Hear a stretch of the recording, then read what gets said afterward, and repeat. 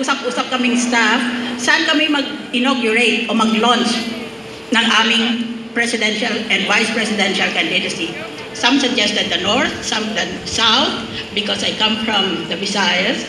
Some wanted the rally or whatever event might happen inside Metro Manila, some outside Metro Manila.